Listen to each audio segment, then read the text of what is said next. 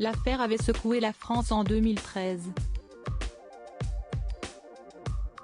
Arrivé dans le Doubs avec sa famille en 2009, Leonarda Dibrani, 15 ans, monte dans le bus de son collège pour une sortie scolaire.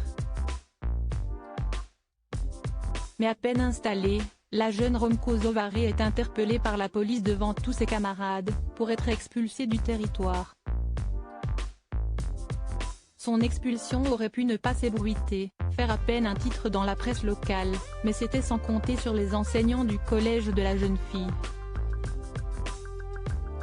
Scandalisés par les méthodes employées par force de l'ordre, ils écrivent une tribune qui provoque presque immédiatement un emballement médiatique. Des milliers de jeunes sortent dans la rue pour manifester contre l'expulsion de Leonarda, réclamant au passage la démission de Manuel Valls. Pour calmer la situation, François Hollande prend alors la parole publiquement. Si elle en fait la demande, compte tenu des circonstances, et qu'elle veut poursuivre sa scolarité en France, un accueil lui sera réservé à elle seule, déclare-t-il devant les caméras.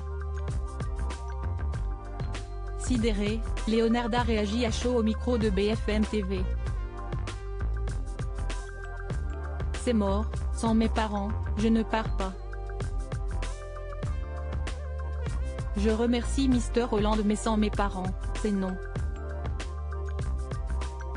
Je ne peux pas me débrouiller toute seule, j'ai à peine 15 ans, avait-elle lancé, encore sous le choc. La journaliste Marie Nag l'a retrouvée 9 ans plus tard pour son documentaire Leonarda, l'adolescente qui a défié le président qui sera diffusé ce mercredi 7 décembre sur France 2. Invitée sur le plateau de C'est à vous en amont de la diffusion de son enquête, la journaliste a accepté de dévoiler quelques extraits. Vincent Peillon, ministre de l'Éducation au moment des faits, apparaît alors à l'écran, c'est presque un cas d'école de mauvaise séquence politique. C'est comment vous planter. Ce jour-là, on a compris qu'il n'avait pas compris ce que c'était d'être président de la République, écrit l'homme politique dans l'extrait. Et Jean-Marc Ayrault, ancien Premier ministre, de renchérir, moi je l'ai vu dans mon bureau. J'ai regardé ça, j'étais consternée. Anne-Elisabeth Lemoine a poursuivi en expliquant que Vincent Peillon va même jusqu'à dire que cette affaire a pesé dans la décision, de François Hollande, de ne pas se représenter. C'est ce qu'il a dit, a confirmé la journaliste. C'est certainement l'un des éléments qui font qu'il ne s'est pas représenté.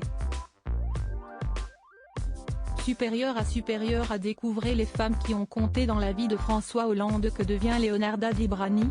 Leonarda Dibrani vit aujourd'hui en Croatie. Elle a rencontré là-bas son mari en 2016, comme avait indiqué son père, Reza, au Huffington Post en octobre 2018. Elle a pris le nom de son mari, qui travaille sur des chantiers, ce qui a rendu le travail de recherche de Marie Nag plus compliqué sur les réseaux sociaux.